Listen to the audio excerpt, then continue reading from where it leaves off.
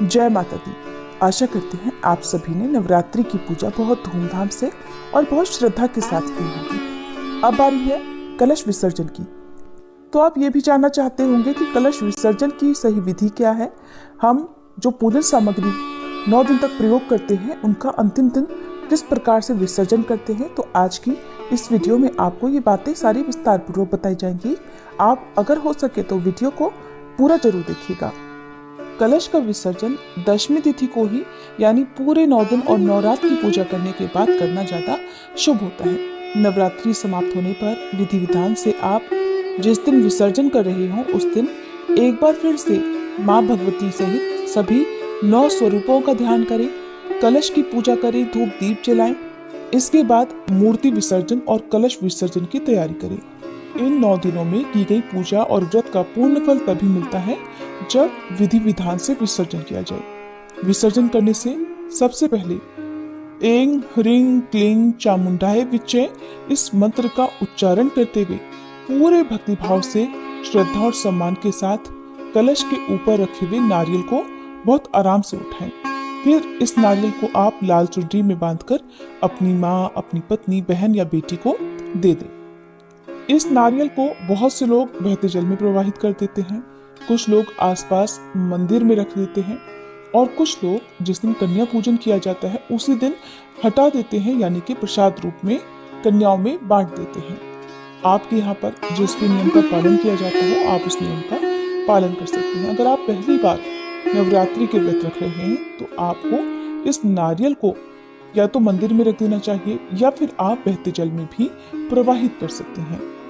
इसके बाद कलश में जो आम या अशोक के पत्ते रखे हुए हैं उन्हीं पत्तों से कलश में रखा हुआ जो भी जल है उसका छिड़काव पूरे घर में करना चाहिए। ये जल बहुत ही पवित्र होता है, घर में खुशहाली सुख समृद्धि बढ़ाता है। इस जल के छिड़काव से घर में सभी शुभ शक्तियों का वास हो जाता है। घर की जितनी भी नेगेटिविटी है, जितनी भी नकारात्मकता है, बुरी शक्तियां हैं, वो इस जल के प्रभाव से दूर हो जाती हैं। कलश का जल सबसे पहले किचन में छिड़के, इसके बाद बाकी जो भी आपके घर के कमरे हैं वहां और मुख्य द्वार पर छिड़के। गलती से भी बाथरूम या टॉयलेट के आसपास या किसी भी अन्य अपवित्र जगह पर इस कलश के जल को नहीं छिड़कना चाहिए। इसके बाद जितना भी जल बच गया है उसे आप तुलसी के पौधे को छोड़कर बाकी किसी भी पवित्र पौधे में या किसी भी पौधे में आप विसर्जित कर सकते हैं, क्योंकि जो भी माता होती हैं उनकी पूजा में माता को तुलसी पत्र नहीं चढ़ाए जाते हैं।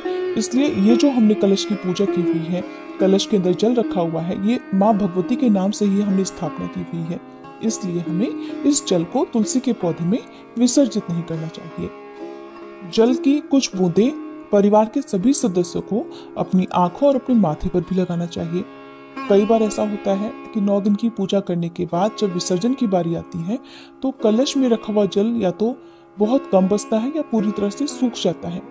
अगर आपने कलश स्थापना के लिए मिट्टी के कलश का प्रयोग किया हुआ है तो अधिकतर ये होता है कि कलश का जो जल है वो सूख जाता है या बहुत कम बचता है।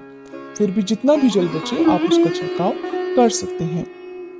कलश के जल में आपने जो भी सामग्री डाली है उसमें सबसे पहले आप जो भी सिक्का है उससे निकालकर अपनी तिजोरी, अपने पर्स में या जहां पर भी आप रुपए रखते हो वहां पर रख लें। ऐसा करने से दिन दूना रात चौगुना आपका जो धन है वो बढ़ेगा, धन में बरकत होगी। जो भी आपके घर में अनावश्यक रूप से खर्चे हो रहे हैं उसमें कमी होगी, आपके जीवन में धन की कभी कोई कमी नहीं होगी। और इसके बाद जो भी आपने कौड़ी या कमल के गट्टे पानी के अंदर डाले हैं तो कौड़ी को तो आप वापस से पूजा में प्रयोग कर सकते हैं। कमल गट्टे का या हल्दी की गांठ का, लौंग, सुपारी, इलायची का आपको विसर्जन कर देना चाहिए। इनका विसर्जन आप बहते जल में कर सकते हैं या आप किसी भी पवित्र वृक्ष के नीचे गड्ढा करके वहां पर दबा सकते हैं। आपने जो ज्वारे बोए हैं ये ज्वारे बहुत ही शुभ होते हैं, तो थोड़े से ज्वारे निकालकर आप अपनी तिजोरी या पर्स में भी रख सकते हैं। जब आपको कोई भी समस्या हो तब आप इन ज्वारों का फिर से दर्शन कर सकते हैं। पूरे साल भर ये ज्वारे अपने पर्स में रखें और उसके बाद इनका विसर्जन कर सकते हैं। ऐसा करने से माँ भगवती की कृपा आप पर सदा बनी रहेगी। और जो भी ये ज्वारे हैं इनको प्रसाद रूप में सभी लोगों को थोड़ा थोड़ा जरूर ग्रहण करना चाहिए। ज्वारों को कभी भी चाकू से या कैंची से नहीं काटना चाहिए। ऊपर का जो हिस्सा होता है वो आप अपनी उंगलियों से बहुत आराम से सावधानी के साथ तोड़ लें और एक एक दो दो ज्वारे कम से कम, अधिक हो सके तो अधिक खा सकते हैं और नहीं तो कम से कम एक एक दो दो पत्तों का सेवन परिवार के सभी सदस्यों को करना चाहिए। बाकी जो ज्वारे बच गए हैं उन्हें आप गौशाला में गौ माता के लिए दे दें। आसपास गौशाला या गौ माता को खिलाना संभव ना हो तो आप इन्हें किसी भी पवित्र वृक्ष के नीचे, जैसे पीपल, बरगद या बेल वृक्ष के नीचे, आंवले के वृक्ष के नीचे भी रख सकते हैं। कलश स्थापना में आपने अगर मिट्टी के बर्तनों का प्रयोग किया है, चाहे वो कलश के लिए हो या फिर ज्वारे बोने के लिए, तो उनका विसर्जन भी आपको कर देना चाहिए। मिट्टी के जो भी दिए या बर्तन आपने प्रयोग किए हैं उनको आपको अगली पूजा में फिर से प्रयोग नहीं करना चाहिए, आप उनका विसर्जन कर दें। आप उन्हें किसी पेड़ के नीचे रख सकते हैं और या फिर उनमें आप पानी और अन्न डालकर चिड़ियों के लिए भी रख सकते हैं। कलश के कंठ पर, मुंह पर जो आपने कलावा बांधा है उसे खोलकर आप अपने कलाई में, अपने हाथ में बांध सकते हैं। और जो चुनरी आपने नारियल के ऊपर बांधी थी उसे भी आप अपने घर में तिजोरी में रख सकते हैं या फिर अपने घर के मुख्य द्वार पर आप उस चुनरी को बाहर की तरफ से बांध सकते हैं। ये थी कलश विसर्जन की संपूर्ण जानकारी।